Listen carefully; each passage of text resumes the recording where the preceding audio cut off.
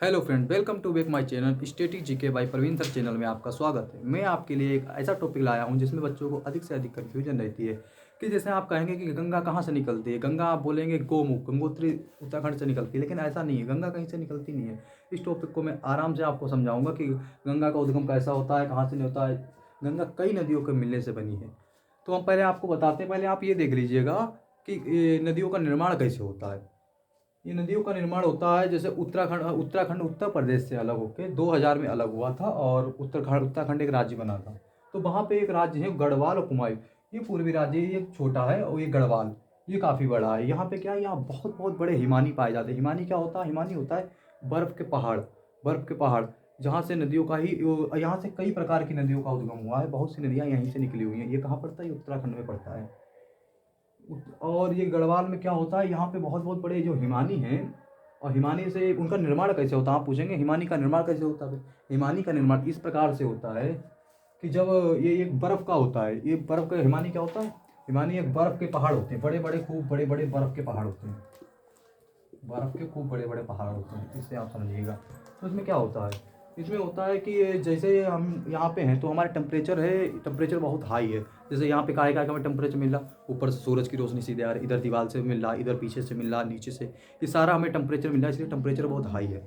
और जैसे जैसे हम ऊपर बढ़ते हैं 165 किलोमीटर पे एक टेम्परेचर कम होता है। जैसे जैसे ऊपर बढ़ते हैं तो एक जैसे जैसे 165, ये भी लिख लीजिएगा, 165 किलोमीटर पर एक टेम्परेचर कम होता है, 1 डिग्री टेम्परेचर कम होता है। ठीक है। और हवा की नमी ऊपर जाने पर जो धीरे धीरे कम कम होती है, यही ऊपर जाके धीरे धीरे हिमानी का निर्माण कर लेती है। ये सब हिमानी का निर्माण कर लेती है, हिमानी का निर्माण कर लेती है।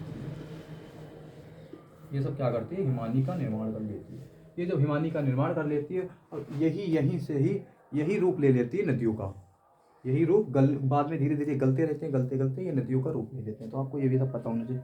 तो आपको समझ आ गया होगा कि इनका नदियों का उद्गम कैसे होता है। ये सारी नदियाँ इसी प्रकार से बनती हैं। फिर मैं आपके सामने लाया हूँ गंगा। गंगा कहाँ से निकलती है, इसमें कौन कौन सी नदी मिलती है, और कहाँ जाके इसे उत्तराखंड में क्या बोलते हैं, और इसकी शुरुआत कहाँ से होती है, मैं आज आपको सारा बताने वाला हूँ। तो देखिए, सबसे पहले एक बद्रीनाथ में एक स्थान है विष्णुप्रयाग। विष्णुप्रयाग है और उसके साइड में एक धौली गंगा। तो यहाँ से दो नदियाँ निकलती हैं, एक विष्णु गंगा, एक धौली गंगा। ये वहाँ से निकलती हैं जब, तो ये धीरे धीरे आगे बढ़ती हुई मिलती हैं विष्णुप्रयाग में। अब इसमें क्या होता है, जिस नदी की गहराई ज़्यादा है और जिसकी कम है, जो गहराई ज़्यादा वाली की है तो उसका नाम रहेगा, जो कम है वो वहीं पे मिल जाएगी और वहीं पे समाप्त हो जाएगी। फिर नाम आगे किसका चलेगा? नाम उस नदी का आगे चलेगा जो ज़्यादा गहरी होगी। तो यहाँ से क्या होती है, ये ब्लू ब्लू ब्लू आपकी जो लाइन दिख रही है, ये पूरी अलकनंदा, और ये बनती कहाँ से? ये विष्णुप्रयाग से बनती है, अलकनंदा। ये पूरी है अलकनंदा, आप याद रखना। फिर ये यहाँ से विष्णु गंगा और धौली गंगा मिलती है, फिर ये विष्णु प्रयाग यहाँ पे बनती है आगे। उसके बाद ये आगे बढ़ती हुई चली जाती है। फिर यहाँ पे एक नदी मिलती है, नंदाकिनी। मंदाकिनी नहीं, नंदाकिनी। मंदाकिनी तो ये है, ये केदारनाथ से निकलती है, वो भी आगे मिलेगी, लेकिन यहाँ पे मिलती है नंदाकिनी। ये नंद प्रयाग में मिलती है, क्योंकि ये भी छोटी नदी है, तो ये भी यहाँ पे विलुप्त हो जाती है इसमें, और इसका नाम आगे से क्या चलता है? अलकनंदा ही चलता है। फिर इसके बाद एक आती है पिंडार। पिंडार से निकलती है, पिंडार नदी आती है, वो कहाँ पे मिलती है? वो मिलती है आके कर्णप्रयाग में। तो इसका नाम क्या हो जाता है? कर्णप्रयाग। अच्छा, प्रयाग किसे कहते हैं? प्रयाग कहते हैं जहाँ नदियों का संगम होता है, जहाँ पे नदियाँ मिलती हैं उसे कहते हैं प्रयाग। फिर उसके बाद ये धीरे धीरे धीरे धीरे आगे चलती रहती है, और चलती चलती चलती चलती फिर ये मिलती है रुद्रप्रयाग, बनता है आके। रुद्रप्रयाग कहाँ से बनता है? ये बनता है मंदाकिनी। ये मिलती है आके मंदाकिनी। मंदाकिनी नदी जब धीरे धीरे आती है, धीरे धीरे आते आते ये मंदाकिनी निकलती कहाँ से? ये निकलती केदारनाथ से, ये रुद्रप्रयाग में आके मिलती है। ये रुद्रप्रयाग में आके जब मिल जाती है तो यहाँ पे इसका नाम हो जाता है रुद्रप्रयाग। अभी मैंने आपको बताया जो छोटी नदी होती है वो अगर चलती है तो वो विलुप्त हो जाती है वहाँ से। नाम किसका चलता है? जो बड़ी नहर होती है उसका नाम, जो नदी होती है उसका नाम चलता है।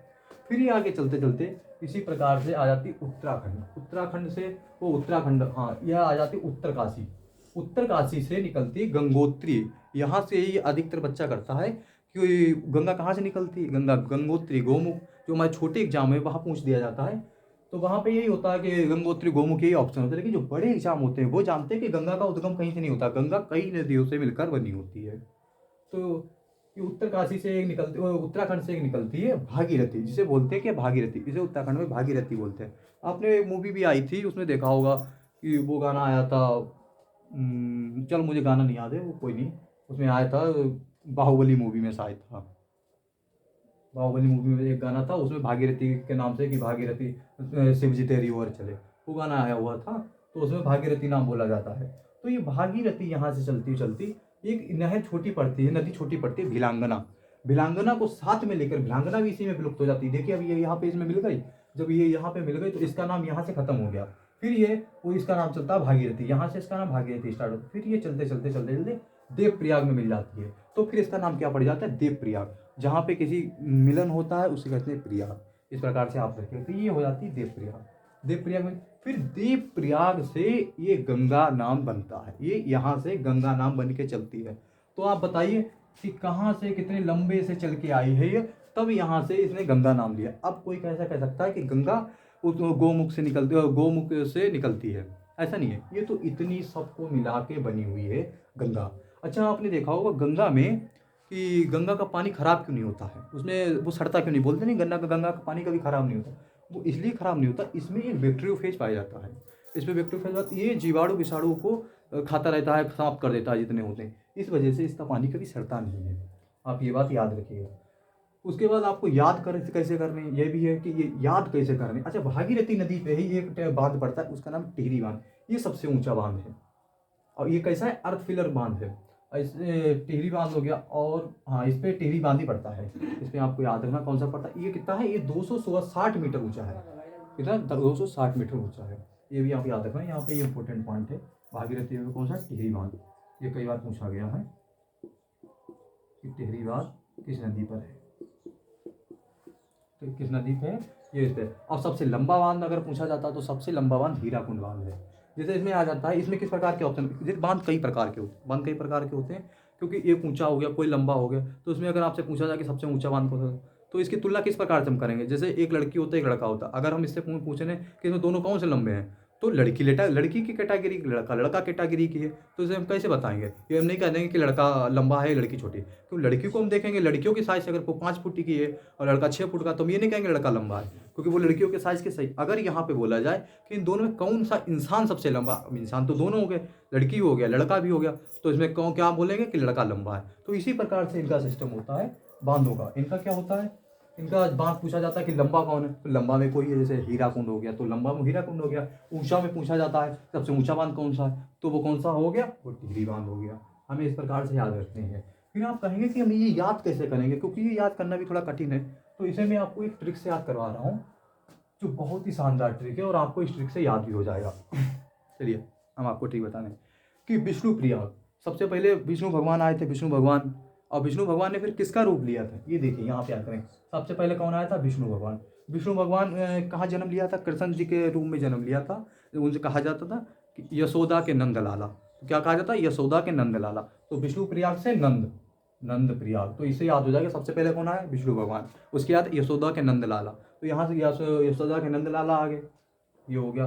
फिर ये क्या पहनते थे, ये कान में आपने देखा होगा बाला वाला पहने रहते थे, बाली वगैरह नहीं चलती थी पहले, राजा महाराजा होते थे उनमें पहने रहते थे।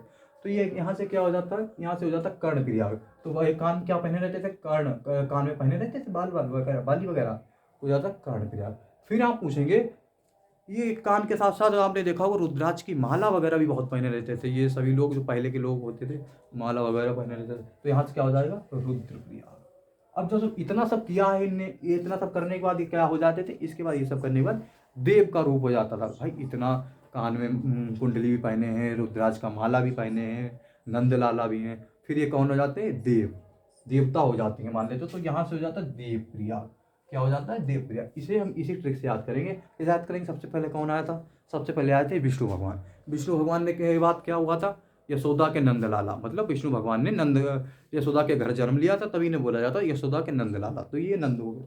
उसके बाद क्या हुआ था, उसके बाद आए थे कर्ण, इनने कन्हैया जी थे, वो कानों में बाली वाली पहने रहते थे, तो यहाँ से याद करेंगे कर्ण प्रयाग। उसके बाद क्या होता है, उसके बाद रुद्राक्ष पहने रहते हैं, रुद्राक्ष की माला वगैरह पहने रहते हैं, तो क्या होता था, रुद्र प्रयाग। उसके बाद फिर क्या होता है, उसके बाद आता है फिर देवता बन जाते हैं, वो तो आप सभी को पता है, तो यहाँ पे हो जाता है देव प्रयाग। इसी प्रकार से ये सारा हो जाता है। और हवा की वो तो हमने सब आपको बता दिया कि इसका निर्माण किस प्रकार से होता है, ये हवा के ऊपर जाने पे हिमानी बनते हैं। तो ये कोई डायरेक्ट नहीं कह सकता है कि उत्तराखंड से निकली, छोटे एग्जामों में पूछ लिया जाता है कि गंगोत्री गोमुख से निकली है, गंगोत्री एक भूमुख क्षेत्र है, वहाँ से निकली है। लेकिन ये सब इसकी कहानी बहुत लंबी है, इसके बाद आप कंफ्यूज नहीं होंगे कि कहाँ से निकली कहाँ से नहीं निकली है। मैंने आपको डिटेल से समझा दिया है कि कहाँ से निकली कहाँ से नहीं। अगर वीडियो अच्छा लगा हो तो इसे लाइक, सब्सक्राइब और शेयर ज़रूर करें।